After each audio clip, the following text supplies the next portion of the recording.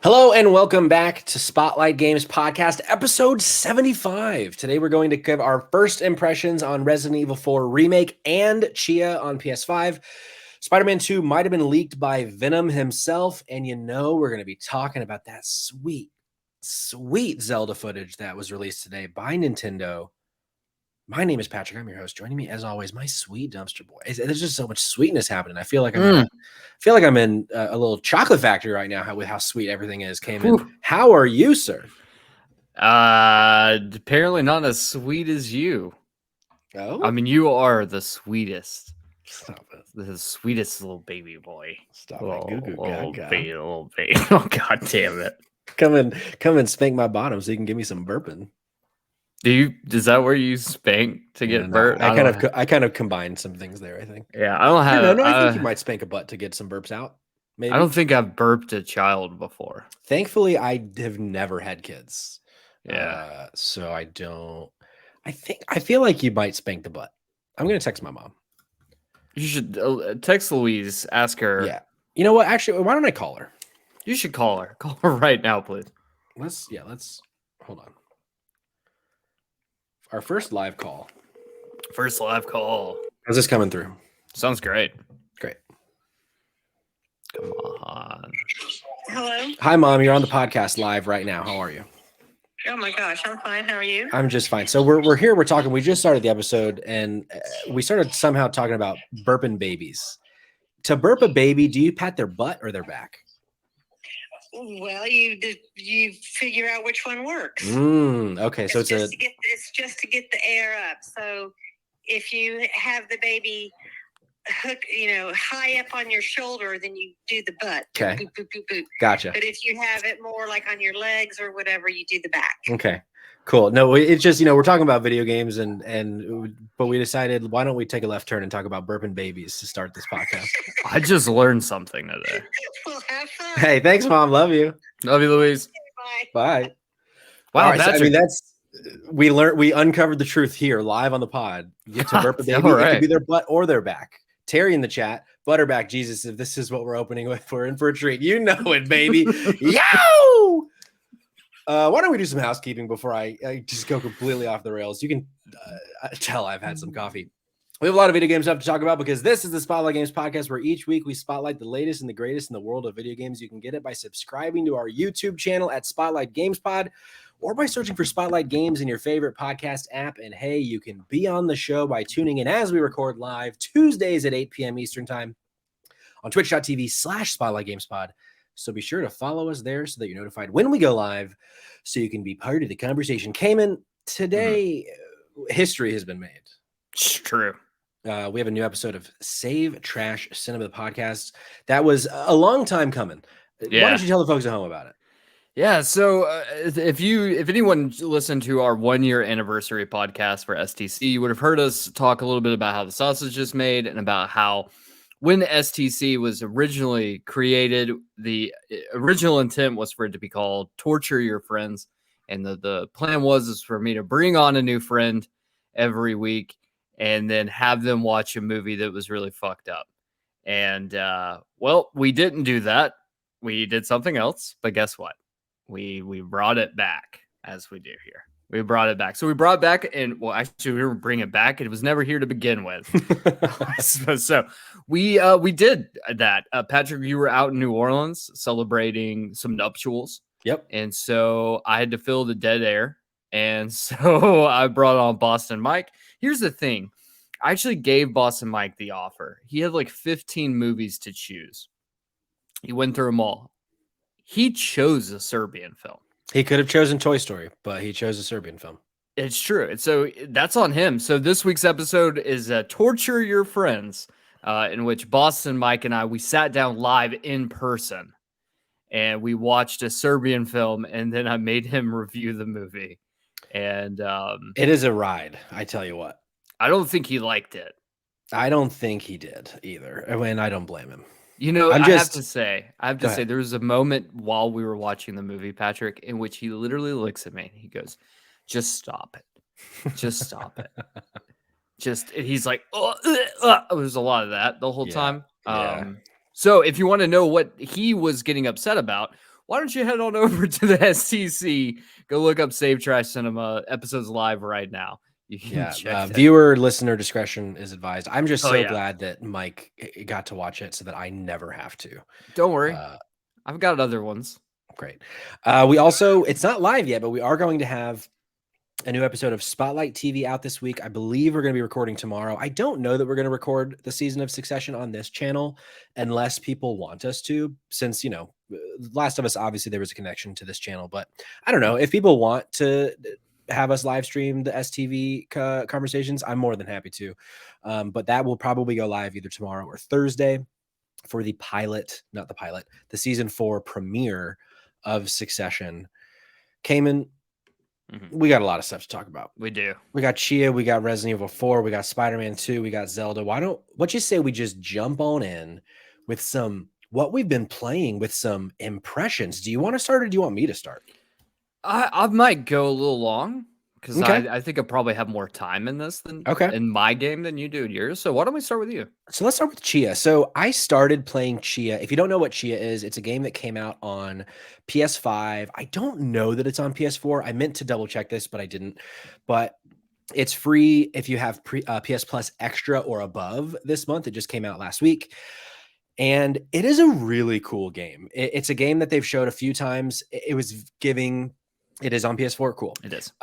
It's very much giving like the Wind Waker. It's very much giving that like beautiful art style on an island, a lot of water stuff happening. He plays this little girl named Tchia. And something that I didn't realize about this game that I'm kind of obsessed with is it takes place in an island east of Australia, west of Fiji. This is like a real place that this game is based in. Really? And essentially, so the co-founder is from there. And essentially their idea was, we want to like show the world our culture by making a video game. So it's like really educational, but like in a really fun way. Like I'm learning so much about the people of New Caledonia, the culture of New Caledonia. The whole entire game is either in French or Drehu, if I'm pronouncing that right, which is the native language of the islands. And it's like, it's just really fucking cool. Like the gameplay itself, it is very much like Zelda Wind Waker. You're exploring. It's like kind of like just a bunch of fetch quests and like collectible hunting. So like there might be more to be desired, but there are a few gameplay bits that are really, really cool. So the main kind of loop of it, there's this thing called, what is it called? It's like soul jumping, I think is what they call it. So Tchia has this magical ability to jump into objects and become them. It's almost like the hat in Mario Odyssey, but you can also jump into like inanimate objects and things like that. You might have been able to do it in Odyssey. It's been a while since I played it, but you can become rocks, you can become pigs, you can become seagulls, you can like coconuts. Like there's all these different things that you can become. And each of them have like, not necessarily abilities, but like if you're a bird, like you can fly all over the island really quickly. Or like if you're a deer, you're going to be able to like jump high. And like the amount of detail that like makes traversal in this game really fun is really, really awesome. Like it's kind of surprising me in a lot of ways that I wasn't expecting, because at first it kind of seemed like it was going to be like a super simple just vibe to New Caledonia, but there's like a lot of really cool gameplay elements that I'm like really loving, so much so that my most anticipated game of the first half of the year by a mile was Resident Evil 4 Remake. And I've still not started it because I'm just like, I kind of just still want to be playing Tchia. And I'm afraid once I start Resident Evil that I'm going to stop, that I won't go back. So that's part of it. But there's also one other thing. It seems like New Caledonia is a very musical place.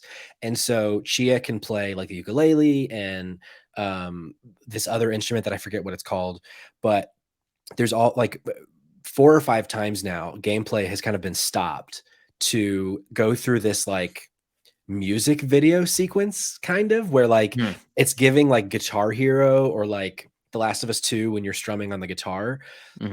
And it's these like scripted sequences where you play a song that like the people around you are singing. And like you learn more about the culture that way. And it's just, I don't know, man, this game is just like super full of heart and like so charming, and I'm having a great time with it. And it's kind of shocking how much I'm enjoying it for kind of how simple it is. Sure. But I'm curious, is this a game that you intend on trying out, Cayman? Yeah. I've already downloaded it. Cool. I've just been preoccupied playing the game that you are afraid to start up, which is fair. I think Sid is actually, as we speak, is playing it. Oh, cool. Yeah, I was like, hey, I'm going to go record. Tchia's downloaded, so she's very excited about it. But yeah, that's definitely, I think, the next game on the docket for me once I'm done with RE4. It looks really good. One thing I've heard, and I'm curious if you can speak on this, is the performance. I've heard there's a lot of performance issues. So I, at this point, have probably played 3 hours, and I would say I have come across 2 performance issues. One of them was last night I was playing and like I paused it and like walked away, like to eat or something, and then I came back and I unpaused it, and the game seemed to be frozen, but like I kind of gave it a minute, because sometimes, when a game freezes, it's like, is it going to catch up? And I was like pressing like the PlayStation button to kind of see like, is this like a hard freeze, or like, is the game just stuttering? And then it continued without sound for like 30 seconds. And then it all like really quickly caught up. So like that obviously wasn't great. And then today, when I booted it back up from rest mode on the PS5, I opened it up, the sounds happen, and I press continue, and it immediately seems to have crashed. Like it goes away, goes back to my home screen, but then I click on it and I'm like immediately back where I was. It just like randomly took me out of the game to the home screen. That's so weird. I've like, this never happened to me on a PlayStation, like where it didn't actually crash. It just like removed me from the game. But those are the only 2 things so far. I haven't had like any sort of pop-in issues or like laggy, like frame drops. It's mostly like those 2 things. But I could I see that could definitely be the case, because earlier I said like it's giving Zelda. It's also in a weird way giving Goat Simulator, because of the like, it's so pretty, but the graphical fidelity at times is like really janky. And it almost like the city. So you start in this island, and most of the game seems to take place on the ocean or on these islands. And then you end up in this like metropolis area, and the metropolis area straight up looks like the city in Goat Simulator, like really barren. Like it looks like, respectfully, that they put it together in like 15 minutes. But you can tell when you're going on these islands that like the islands, I think, is where they kind of put more of their focus. But man, the city looks fucking bad. So I see that. I could see what where that's coming from. That's interesting. Yeah, that's one thing that I have been noticing from a couple different reviews, is that the game was a ton of fun, but the performance issues kind of hinder some of that. So it's a bit of a bummer. Speaking of performance issues, guess what? I've had 0 of 0 performance issues in Resident Evil 4. Holy fuck, Patrick. I hope it's okay I use that language. You can say whatever you'd like here. Okay, good, because I'm going to say this a lot in this. So I don't even really know how much time I've put into the game. Maybe 8 hours, maybe 9, maybe more. I have no clue. You know what's funny? I'm not even remotely attempting to keep track of time, because this game it's just, God, dude, it's so fucking good. We were talking about this, I think, a couple days ago, where I was like, playing this game is so interesting to me, because on one hand, there is definitely the sense of nostalgia, right? Where you're like, okay, this feels like I'm playing Resident Evil again. Like, this feels like I'm back in the world, right? The difference is, every time I think, like, I'm like, oh, I know where I'm at, I know what's going on. It ends up just changing, and it's something entirely different.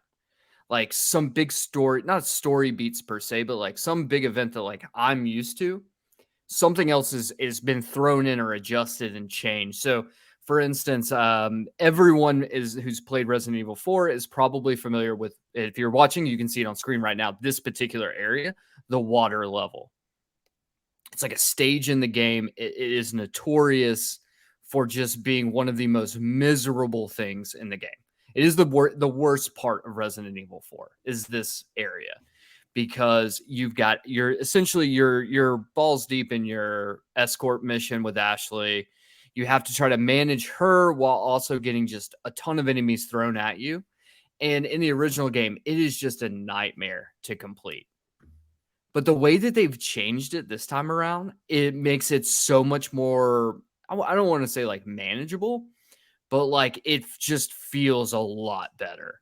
Like the way that they pace the enemies in just feels better than I think like how it used to play. There's still some parts in the game that I'm like, yeah, man, this still sucks. Sure. One of those being the chainsaw twins. Sure. Sorry to be the bearer of bad news, but that section still kind of sucks. The good news is you can actually hide Ashley, which I didn't realize that you could do when I first did the game and died a couple times, because I was like, she could. And the thing is Ashley no longer has a health bar. Oh, but she can be downed. So the thing is, if she's incapacitated for too long, then mission failed. It's like her health, right? The difference is you're not wasting your health kits or your herbs or your first aid sprays on Ashley. It doesn't happen anymore. Those are for you. You just have to go back and pick her up. So I kept dying in this one sequence. Is it like timed? Yeah. If you don't pick her up in enough time, she will die. Gotcha. So the thing was I was like, okay, this is really frustrating because I had to kept going back and picking her up. And then I realized like the third attempt, I was like, I can just fucking hide her immediately. Now the whole encounter still kind of sucks. It's still not designed in like a manner in which is like perfect. But like once I got around the idea of like, okay, and then I kind of found a little bit of a way to cheese it, which I think I kind of broke the game a little bit. I'm not going to lie, but like it's cool. The thing is, game's beautiful, like just beautiful to look at. Everything looks incredible. Two, the gameplay itself feels much better. Yeah. It feels much tighter. Leon's nowhere near as clunky. It's even like, I would even say like it feels more fluid than even like RE2. Like it just feels way better. Like you don't feel like you're confined into like, oh, like I'm just robotically turning, and RE2 is much better. This is just even better than that.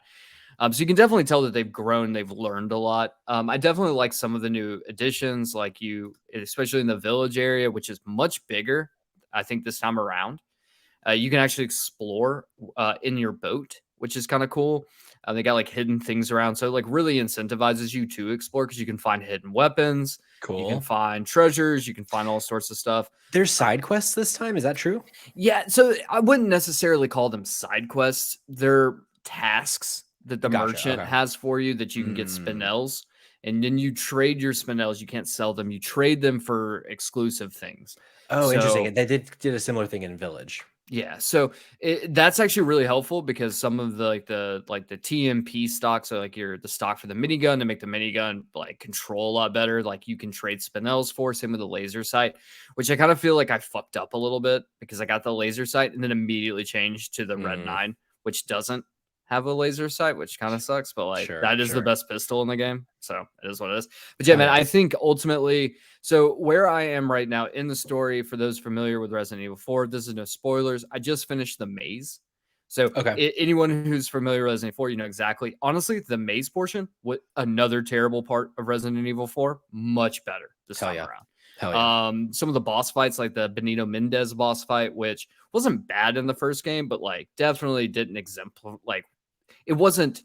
No one looks back at Resident Evil 4 and they're like, I really like that boss fight. Is that the one? Because again, so I see Kayla in the chat who has not played the game. I was watching her stream it last night, which was a lot of fun. Is that the one in the castle? No, that's the I need to. Gotcha. I need to remember which one you're talking about. But I don't want to spoil it. Mendez is the big hulking guy that Yep. His boss fight, honestly, super cool. There's a lot of like really cool moments in the game, like the Del Lago fight in the lake is I feel like was much better this time around. There, honestly, I don't think there's anything that I've done so far that I've been like the original Resident Evil does it better. I think the one thing is I did find out, just out of curiosity, I looked it up, but like some of the best weapons are just hidden behind completing like the game on like professional mode with an S+ ranking, but to get an S+ ranking, you can't use bonus weapons, and you have to do, and that kind of stuff kind of sucks. Because like that does kind of suck. If you want to get the infinite rocket launcher, guess what? You have to be amazing at this game.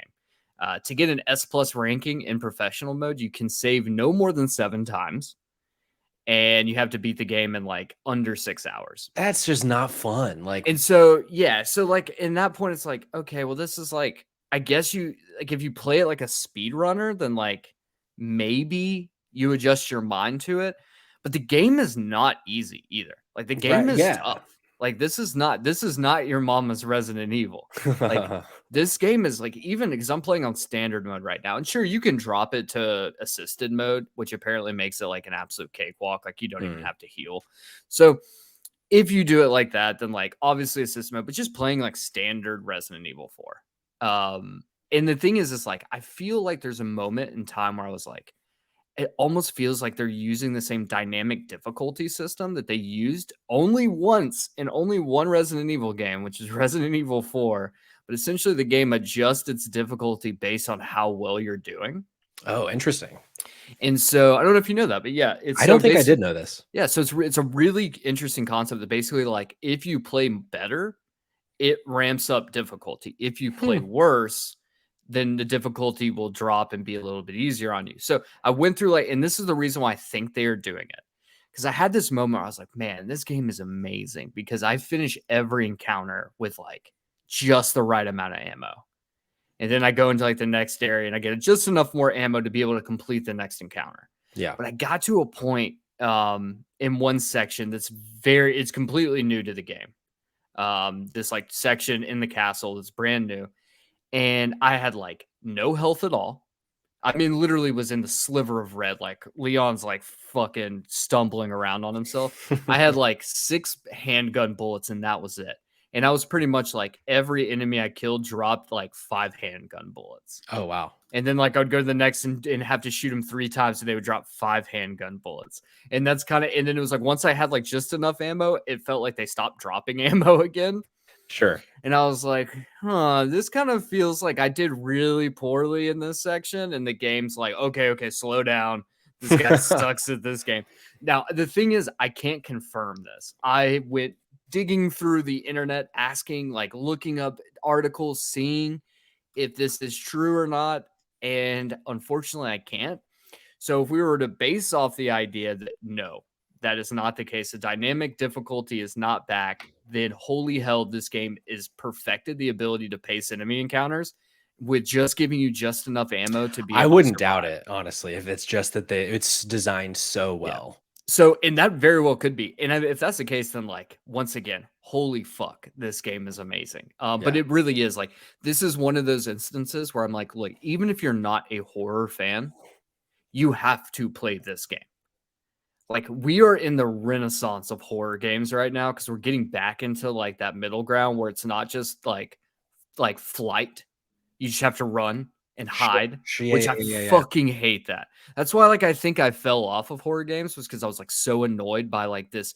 Don't get me wrong, like Outlast and Amnesia, they're great games, but like I wanted something more like Resident Evil 4.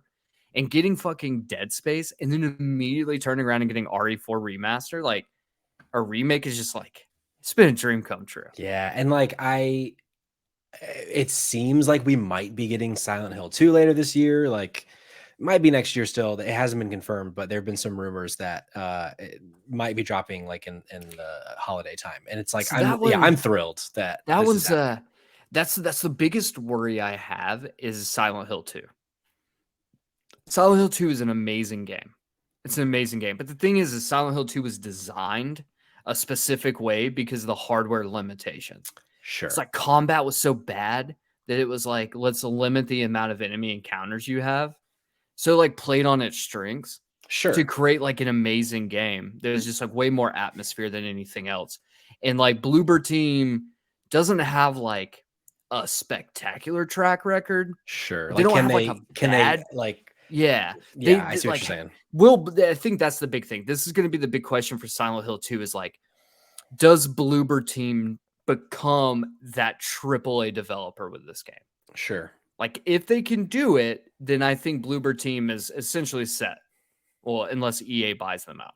Well, Fuck you, EA. So like, look, I think if Bloober Team can do it, then like we have like potentially we might have the greatest year of horror games. sure. Dead Space, which is crazy to yeah. think that we're like, this is the greatest year of horror games if Silent Hill 2 is also really fucking good, because then it's just like we just have remakes of all of these really good games. Sure. But so it's like maybe, you know, I'll take it. I think here's my question to you. Step. Yeah, hit me. So you're right now, you're like 8 to 10 hours in. I have not started playing it yet because I've been playing Tchia. What is next for Resident Evil? Do you think so in terms of like mainline, next would be 9, in terms of, will it be first person? Will it be third person? Who knows?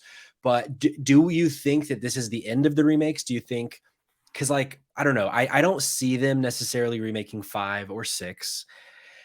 And it would kind of be weird to go 2, 3, 4, 1, but maybe not. I don't know. Like, what do you think? What do you think is next? So, okay. So the first thing, I think the big question here is, what is the Resident Evil team, which I think is Capcom C. Okay. The Resident Evil team, or the team that worked on Resident Evil 3. What are they up to? So there's been some speculation. I don't know exactly how this works, and how much of this is accurate, and someone can fact check me. But from my understanding, the team who worked on Resident Evil 2 worked on Resident Evil 4. There's the team that worked on the Resident Evil 7 has been working on Resident Evil 8. The team that worked on Resident Evil 3, because there's 3 teams, I want to say was disbanded and then was moved over to both projects. So the question is that accurate? And if it's not, what is Capcom Team C doing?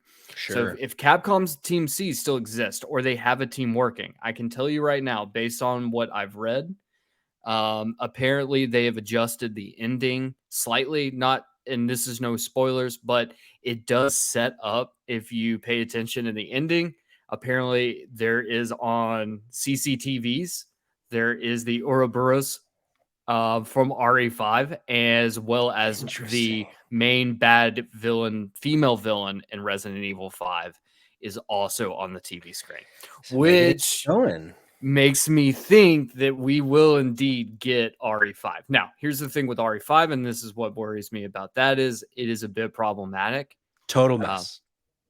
I think there's a world in which they can make a fundamentally amazing game off of the bones of RE5. I just don't know how they actually do it without a ton of backlash from people being like, this is kind of offensive. Yeah, a bit exploitative, a bit fucked up. Here's my thing. I feel like the reason that I don't think that they would go 5 isn't even that side, the problematic being set in Africa and like all the things that they talk about in that game.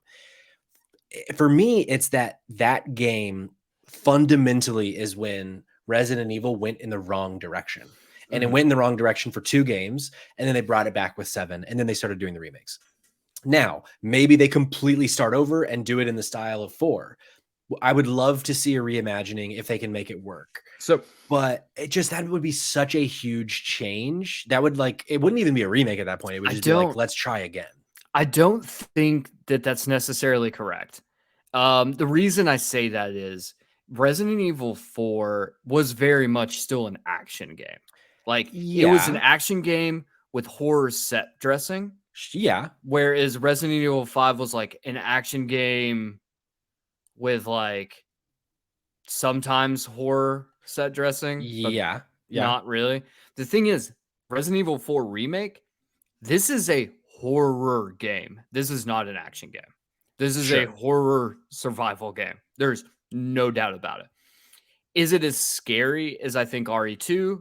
No. I think it's a little bit closer to RE3 Remake in terms of there's not a lot of there's some scares. You'll get scared sometimes. And there's some spooky segments, but like I don't think it is as horror is. I don't think it's as like is fundamentally scary. But the thing is, this is still a horror game. This is still a survival horror game, whereas RE5 isn't. But the thing is, RE4 wasn't really either. So I think if they take what they know from here and they actually make that game, so like let's say you maybe don't remove Shiva from RE5, but like maybe you make her less of a companion, or however you do it. Like I still think you can make RE5 a horror game that is scary as shit. Like I still think it's possible. Sure. But like ultimately every Resident Evil game by a certain point stops being really as much horror because like you got better guns and you know how to play the game better. They so, all like, take a turn. Yeah, they all do. And so like I don't think it's necessarily bad if they could do it like that, but I definitely think like there is a world in which this game exists. I think the better question is, do they just completely scrap everything about 6 and just make a new game? That's kind of what I even wonder if like with 5 and 6, if they just kind of don't remake them, but it's like, what is a new 5? What is a new 6? I also wonder, do they go back to 0? Because it's interesting to me that so far we got 2 and 3, which take place primarily in Raccoon City, like out within the city and the police department. And then 4, you're in Europe, totally different. The backbone of Resident Evil is the mansion. Mm-hmm. And 0 obviously doesn't take place in the mansion. It takes place almost entirely on a train, but it's connected to 1. Like it's happening at the same time as 1, and there's some crossover with 1. So like, I think it'd be kind of cool if we went back to 0 and 1 and got like that side of the Resident Evil universe to also kind of give them time to figure out like, what are you going to do like after that? But I don't know, maybe they started with 2 because they decided let's not touch 0 and 1. There's already a remake of 1 that honestly to this day still is great. Like sure, the way that they redid it on the GameCube back in the day, it's still like looks incredible because all of the art for it is like hand drawn, and still looks great. Yeah, still looks great. 0, maybe not as much, but yeah, I don't know. It's such an interesting, like these have been so successful, and the numbers for 4 are insane. It's like 7 times doing what Dead Space did, and Dead Space was a huge success. Yeah, it's like the hottest game of the year so far. Yeah, so I think you're onto something, but then the question is like if we still have 3 total teams, you know, you're gonna have one team that's working on Resident Evil 9. And they're focused on continuing the legacy forward. There's a ton of games. They don't have to go back necessarily to 1 or 0. You can do, Code Veronica. Yeah, that's true. You could take Revelations 1 and 2, turn them into one full-fledged game, and make it in the same style of this. If you've got enough teams and they're all good enough to be able to still put out great projects, I would say like what I would do in this instance would be like, if the Resident Evil 3 team is still functioning, like I would put them on something like maybe Code Veronica. Sure. And then I would shift the focus of this team to making a good version of Resident Evil 5. And then, once the rotation hits, then once, the Code Veronica comes out, then you could go back and do like Resident Evil 0 with that team, and then have this other team make just like a brand new Resident Evil 6. Like I think there might be some parts you could salvage from Resident Evil 6, but that would maybe equate to like a 10th of that game. Right. Because I mean, it seems that so far Resident Evil cares about 3 people in the last 5 years. Leon, Ethan is his name in 7 and 8, I think. And is it Claire? Claire is in 3, right? Claire, or is it Jill? It's Claire or Jill. One of the two. I think it's Claire. Jill. Jill's in Claire Redfield is in 2. And you're right. It is Jill in 3. It's Jill. Yeah, it's Valentine. That's Jill right. Valentine. Yeah. So I don't know. It's interesting, but you still have Chris. Like Chris is still taking part of like the current franchise. Like he's like the big like twist at the end of 7 is that he's heading up Blue Umbrella, and then he's a big character in 8 as well. So like I do think that like there's so many characters in this fucking game. Or like in these games. So like Patrick, just trust me on this. I trust we you. will get a Resident Evil 5 remake. Okay. And it's going to be really good. Okay. Babylon Drifter in the chat, or hear me out. They could just make a fucking new game altogether. I mean, I'm not opposed to that. In fact, I would prefer that. But I do hope that a new game is in the third person Leon style, not in the first person Ethan style. Because like I like 7 and 8, but I will take third person all day. And like they did add late last year the third person mode to 8, which I need to go back and play at some point. But I would expect 9 to be in the first person style. I don't know, maybe, but see, I don't know. I mean, I kind of think that they'll continue to do their new ones. But here's the thing, and I think it's also worth pointing out that like this is a remake of Resident Evil 4, but don't think of this as a remake of Dead Space remake. Like the story beats are similar. There's different story beats in this game. They're fully new. I would say there's way more new stuff in this game than anyone even imagined. Yeah. Like this game is so much more. That's exciting. Almost like, yeah. And so at a certain point, I'm like, it's a new game. Like it feel like you might kind of know what's going to happen along the way. But like every time I was like, oh, I'm coming up on this one part, then they throw something new and I'm like, oh my fucking God. Out of nowhere, like, Chris Pratt comes in. Yeah, Chris. Well, man, I can't wait to kill him soon. Yeah. Well, he plays. Is that a threat, Nintendo? He plays Sadler, I think. I don't know. He's a little squirmy little fuckhead. Well, let us know if you're playing Resident Evil 4 Remake or Tchia, which is what I've been playing. But Cayman, why don't we talk a little bit about the future of this year? Why don't we talk a little bit about Spider-Man 2? Your boy, Tony Todd. Candyman, baby. Candyman. He got himself in some trouble last week. So I'm pulling from Andy Robinson at VGC. PlayStation's Spider-Man sequel is currently aiming to release in September, an actor has claimed on social media. Tony Todd, who plays Venom in the Insomniac-developed sequel, seemingly broke protocol on Tuesday by telling a fan that Spider-Man 2's release month, quote, looks like September. This is the same release window publishing sources had recently told VGC to expect the game. Quote, looks like September. Massive publicity coming in August. Commercials start dropping in August, so I'm told. Hold on to your ... and hold breath. Gonna be necessary, Todd wrote. I'm adding in, I'm editorializing to say, after this, a bunch of people started replying to him like, yo, I don't think you're supposed to be saying this. He retweeted or he quote tweeted somebody that was like, hey, if this is true, you really shouldn't be saying this. He just quote tweeted it and said, oops. I love it so much. All of this has been deleted so far. But what hasn't been deleted, I want to switch over here after a few things. He tweeted this: no more hints about hashtag Spider-Man 2. It was all a fever dream. Blame it on jet lag. Who knows? I might not even be Venom. It's like him like chilling in like a hot tub. And he says, my lips are now underwater. And then it goes even more unhinged. And he releases this video. I got Can you hear this? G's going overseas. Cost a little 200 G's. Pitch me rolling. Yeah. Pitch me rolling. This is the person that's taking over Tony Todd's Twitter feed. Don't listen to anything he says because I'm the real truth and tooth and full out because we are. And we all are, whatever you think it may be. Don't trust me because I'm a natural born liar on fire. Tell it.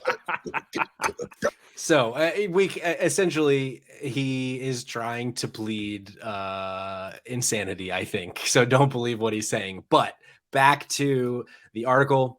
In December, developer Insomniac Games announced that Spider-Man 2 was scheduled for release this fall/autumn. A September release for PlayStation's flagship 2023 game would put it up against Xbox's Starfield, which was recently confirmed for September 6th. However, the wording of Todd's tweets could suggest that its window isn't set in stone, so it also theoretically could be shifted to give both titles distance. Bill Roseman, vice president of creative at Marvel Games, has described Spider-Man 2 as, quote, everything you love about the first game and Spider-Man Miles Morales, but more. There are multiple foes. I can say the story very much continues and picks up from Marvel Spider-Man to Marvel Spider-Man Miles Morales, he said last year.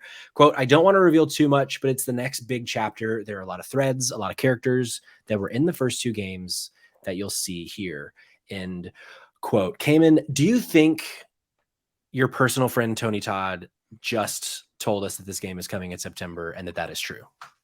You know, it's funny. I've actually met Tony Todd in person. Really? Yeah. Really? He's such a sweet guy. Like, he's so nice. And very, very, very funny. He's a very, very sweet, genuine, and hilarious person. Oh, I totally buy that. So watching that clip just is so on brand for him. Yeah, I mean, here's the thing.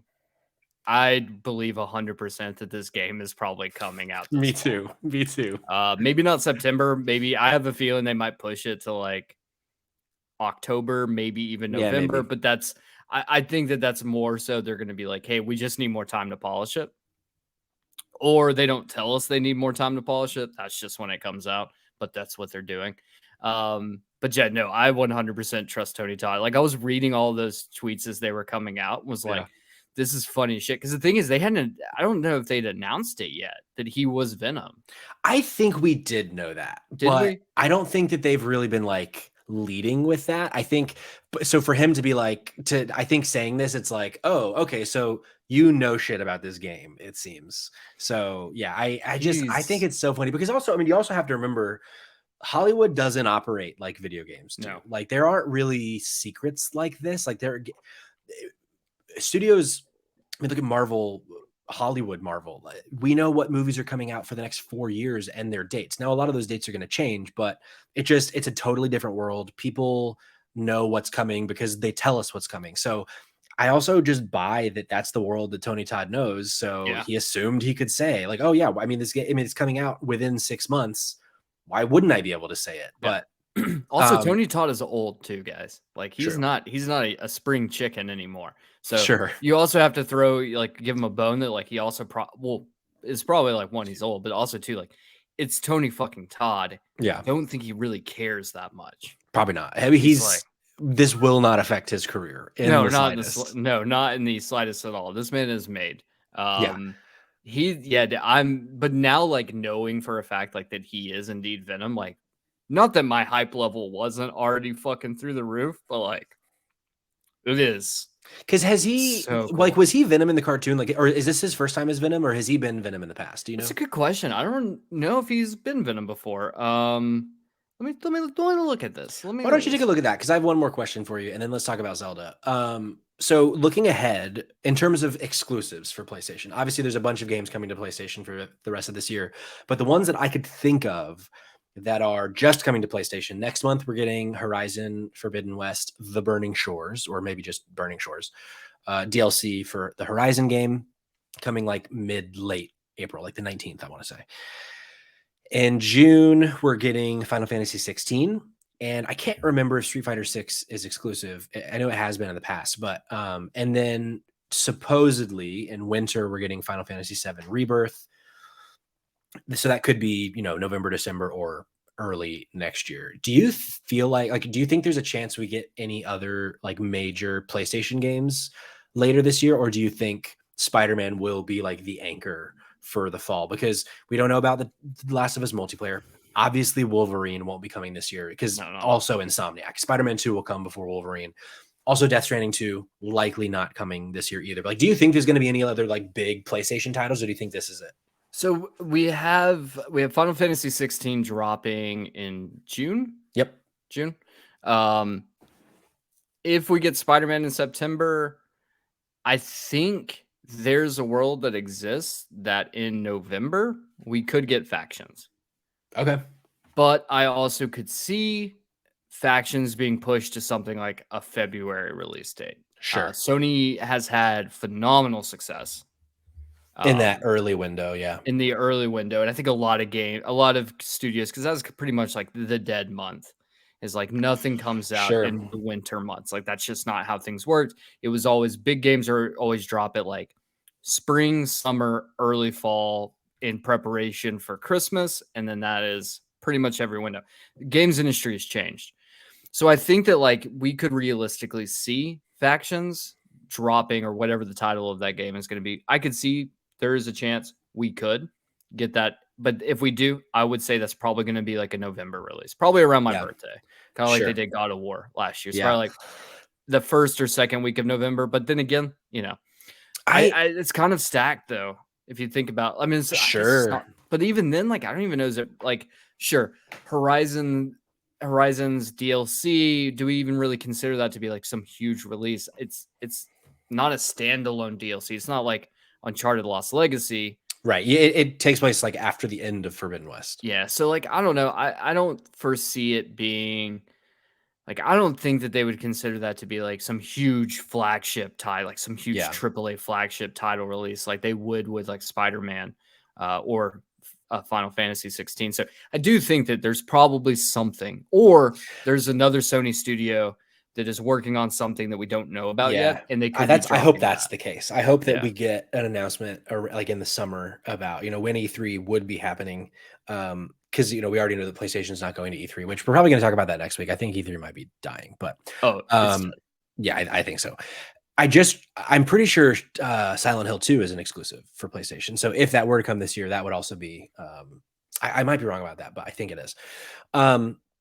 Why don't we talk about an exclusive on another console, the Nintendo Switch? Zelda Tears of the Kingdom this morning came in, got about 10 minutes of gameplay from Nintendo, from Eiji Onuma, the kind of creative director of the Zelda Tears of the Kingdom.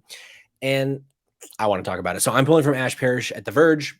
Tears of the Kingdom is only a scant 44 days away, and to celebrate the game's impending arrival, Nintendo dropped a 13-minute mini direct featuring gameplay and a sneak peek at Link's new abilities. One of the biggest, most interesting features shown off today was Link's new Fuse ability, whereby he can take everyday objects like a log or a rock and mash them together to create weapons. It was fascinating watching Onuma, create useful weapons on the fly, and his demonstration of creating a homing arrow by fusing a monster eyeball with an arrow was seriously impressive. But be careful, weapon degradation, that mechanic from Breath of the Wild that players either wildly loved or viciously hated, is back with Link's stick swords breaking after only a couple of swipes.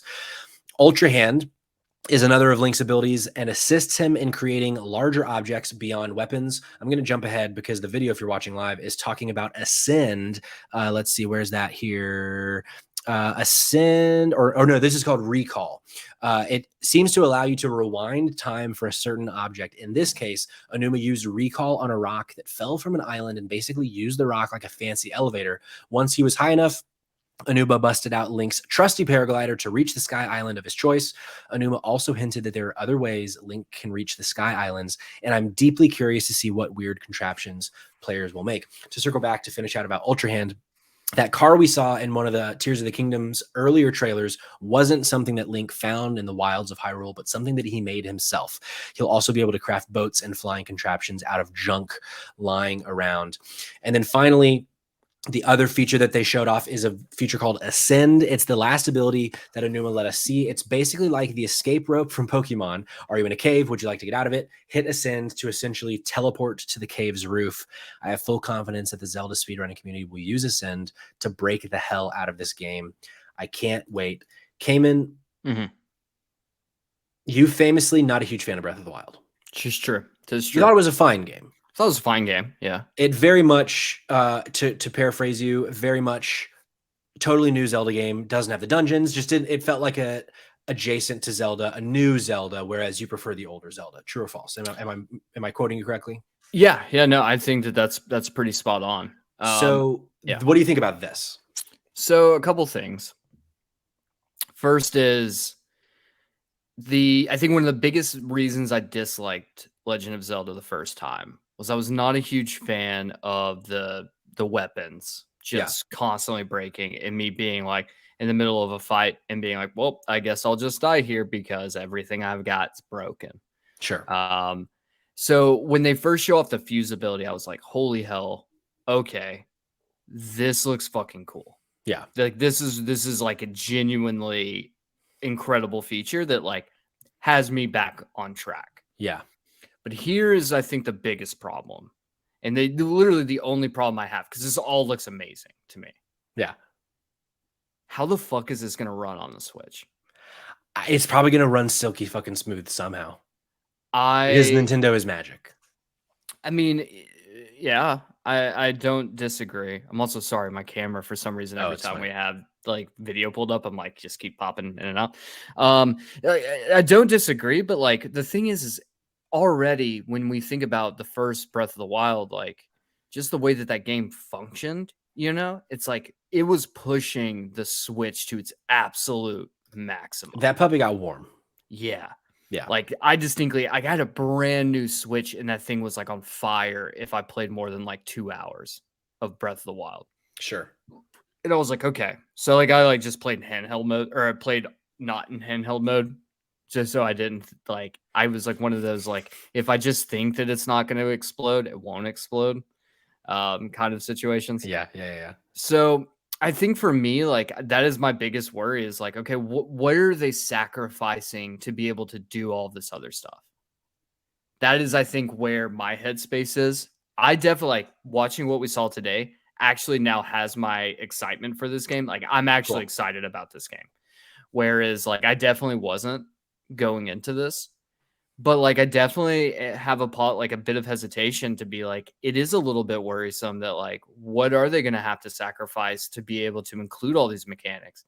And I honestly, I know there's going to someone out there, probably Constantine is out there listening and is very mad at me when I say this, but like, I hope the thing that they sacrifice are those like 150 fucking shrines. No, I agree. I hope that this game has traditional Zelda temples and not the shrines. Like, if they keep some shrines, I'm fine with that. But I think I will be surprised if this game is shrine forward instead of temple forward, because I feel like that was the bigger thing that people had an issue with, more so than stamina and weapon durability, is that people were like, I miss these. Like, the closest thing was the divine beasts, but even that, like, it was a really kind of like catered down, or what am I trying to say? It was like a watered down version of the temples. The divine beast just felt ho-hum, right? Yeah. Like, there was nothing really dynamic about, like, each one had a distinct thing about it that felt like a Zelda game, but like there was 3 of them? Four. Okay. 4 of them. But like, they weren't like traditional dungeons, like they were fairly simple to get through. The more dungeon heavy, puzzle heavy shit was all the shrines, and you kind of had to do the shrines if you wanted to get into a place in which you could really do anything. Like, that's how you built up your stamina, that's how you built up your hearts. Like, you had to complete them. It's kind of forced upon you. And like, wasn't a huge fan of the way that the shrines functioned. And I think like then once I tacked on like the weapon degradation, it also just was like, I get it, I understand it, but like, this isn't, I don't know, this is not for me. Whereas like, I think that this has more of a potential if maybe we change up some stuff. Like, definitely the fuse mechanic and the ultra hand kind of stuff, like, and ascend, like, that actually makes it seem really cool. Like, they're gonna do some really cool things here, and like, the way that you play the game can be very different. That excites me. Like, that gives me kind of like Elden Ring style vibes, where like I can approach encounters differently than like I'm forced into doing. Which, don't get me wrong, like, you could technically do that on the original Breath of the Wild, but like, not in the same level as I think like this is showing. Is like, you can really do a lot of really cool things. So I think that this is, I'm on board with playing this. Yeah, something that excited me, I'm trying to find it in the scrub, is that like, it seems like enemies can also use fuse weapons. Yeah, so like this one here, this I forget what they're called. It's a construct. Construct. Yes, it's a construct. This construct has a fused weapon that like makes this like door into a fan essentially, and he like blows Link off of the Sky Island, and so he's like, oh well, I guess I have to go back to the ground level now, which is like, that's cool. I like that the enemies seem to kind of think like Link does, and so that seems fun. It's I don't know. I will say, for the most part, this got me even more excited for Tears of the Kingdom. At the same time, I'd be lying if I didn't say that I'm a little disappointed at how much this just looks like Breath of the Wild to me. Like, it looks just like it. My biggest fear for Tears of the Kingdom is that it's just more Breath of the Wild. Like, ultimately, that'll still be an amazing experience. Very possibly could be my game of the year. But because of what they did with Breath of the Wild, I'm a fool if I don't kind of expect them to go do kind of like a similar type of jump. I don't know. Maybe I'm a fool to expect that, but I feel like it like that's a fair kind of next step to assume. And a lot of what they have shown today does look like it's taking Breath of the Wild to the next level. And it's like Tony in the chat, can't wait to watch people break this game wide open. Terry, it's going to be insane what people do in this game. To that degree, they are taking it to the next level. To that degree, they are saying, instead of let's change these things that didn't work in Breath of the Wild, let's add to them and make them make sense and make them work in this new game with Fuse, with Hold Your Hand, with Ascend. So that excites me. But I don't know.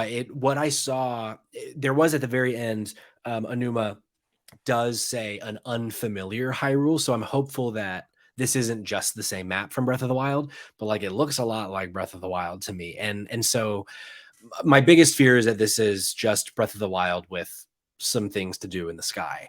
And I didn't see enough to necessarily quell that fear, but I did see enough to make me excited for these new features and kind of to see where that goes. Because I mean, within only 13 minutes, they only kind of scratched the surface, I think, about what this game will be able to do. Some thoughts from our audience I put out on Instagram today to see what people thought. A friend of the show, Greg, just said Legend of Zelda nuts and bolts, which I never played Banjo-Kazooie nuts and bolts, but I assume that I heard of some other people online, I guess like the fuse mechanic maybe potentially is something you could do in nuts and bolts, something like that. And then Mouth of the South, Liz McLean says, okay, this game is about to take my entire attention span. The fuse ability is so dope. It gives so much more function to random shit enemy drops. And the fucking eyeball arrow detachment is dope because I'm the worst archer on the planet. Infusing random shit to make stronger weapons is sick. Ultra Hand is insanity. Literally, we out here making Frankenstein's dog. This game is about to own me, homie, is what she said. And that she touches on a point that really impressed me, which was the fusing of the arrows. That looks awesome to be able to make homing arrows with the eyeballs. Because like one thing that always frustrated me about Breath of the Wild is that by the end of the game, my inventory was fucked. I had 300 Keese eyeballs and wings and fucking choo-choo jelly and all these things that I never touched.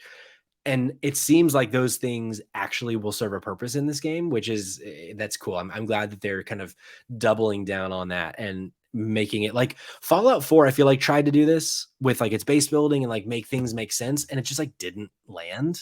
Yeah. And so, yeah, I'm excited overall, but I'm surprised. I'll be honest, Cayman. I was expecting you to come in here and be like, more Breath of the Wild, not interested. No, and I think, and that's the thing is like, I was joking with you, is like, it's going to get weird because like, you know, this does look just like Breath of the Wild. Like there's really no graphical changes in the slightest. Just the map is now vertical. So there's a question of like, curious about like, is this the same size map that we got in Breath of the Wild? And now we have like a second map on top of it, which is interesting. It just, I don't know. Like I am curious. Like if I don't enjoy the game playing it, I know for a fact I'm going to enjoy watching people break the fuck out of this game. The absolute fuck out of this Some of the best speedruns I've ever watched are people just breaking the fuck out of Legend of Zelda. Like it is so weird to watch like them just destroy that. I still see insane videos pop up on Twitter that are new of people just like all with the like the gravity mechanics and just like, So the fact that game is still has legs on it about what people can do. I feel like this game is going to have legs for fucking years. Here's my question. I have two questions for you. Sure. My first question is, do you think we're going to get mounts in this game in the sky? Like, do you think we're going to go the Skyward Sword route where like we get a fucking bird that we can fly around on at all? I would assume so. It probably won't be something you get until later in the game, but right, for sure. I think that you'll get those. And this also, okay, hear me out. I'm listening. Kind of crazy. I feel like this is going to lead into my second question. Switch 2? Is that your second question? That's exactly, yes. This makes me feel even more like we will get a new Switch at the end of the year. Like, do you think that this is it? Maybe not at first, where like GameCube to Wii U was like, it's coming out on both. And that's how they, and same with Twilight Princess, that's how they marketed it. They're not marketing it as coming out on both, but I feel like if we're getting Switch 2 later this year, it's got to be like, and Zelda Tears of the Kingdom will we play? I mean, you got to remember though, like when the first Breath of the Wild launched on the Wii U. Yeah. Oh yeah, that's right. So the dead Wii U. It performed fine, but it performed much better. And even then, performing much better was also like we're melting. There's all those stories about how like the Switch was warping because of like how that was working. That. So like I could definitely see this being another situation where they're like, yeah, it comes out in May. And then like a couple weeks later, they're going to be like, or like a month or two later, they're going to be like, because, it's going to be a fucking gangbuster sell. So you're going to be like, we're launching a Switch Pro 2. And guess what? The Switch Pro 2 will also have Legend of Zelda, Tears of the Kingdom. Tears of the Kingdom. So and it launches first in Ireland. Yeah. So like I could definitely see them doing that. But like I think, but that like hammers home the original point of like, I am worried that the Switch's hardware is going to struggle with all of these new mechanics unless they fundamentally change a lot of stuff that they haven't said, which goes back to the point we were talking about of like removing shrines and having some more other different type of mechanic that basically lessens the burden on the hardware. Because the Switch at this point in its life cycle should be dead now. We should be last year, technically, the Switch should have died. Sure, but when it's this fucking successful, they're like, let's milk it. I do wonder if when this comes out in May, if it'll get bad press that like if you're playing on the OG Switch, it's not going to run well. Because like the Switch OLED doesn't have stronger hardware. It just has a better screen. But like I wouldn't be surprised if like there is a little bit of stronger shit in there that and it just, even if it's not stronger, it's just newer. It just might run better. And I fear, I really hope that that's not the case. But if it is, I bet you are then like 100% correct that Switch 2 is around the corner and this game will be on it. Yeah, and that's a really good point because they're releasing a special edition. Yeah. So like that's kind of another thing that I'm like, maybe my predictions are not right. Like maybe, why would you do that? Why would you release unless you're trying to milk it still? Well, which would bring in the next point, which is I think my prediction was like they're going to announce a Switch 2, but like all of your Switch games will still play on it. And you will still be able to play most games on it. It's just going to run a lot better and look a lot better on the next version for a couple of years, kind of like what they've been doing with like PlayStation 4 and the Xboxes, where it's like, yeah, it's cross-generational. You can still play your games here, but like ultimately in a couple of years, the Switch 2 is just going to have games. And the thing is, I think what we're not talking about, which is the bigger issue, I think at play here, is that Nintendo is at this point, if they want to just be like, no, we're not making a new console. This is selling so well. Why would we? You're holding your developers back from being able to make even bigger, even better games because you're trying to make them like develop things for an antiquated system. Sure.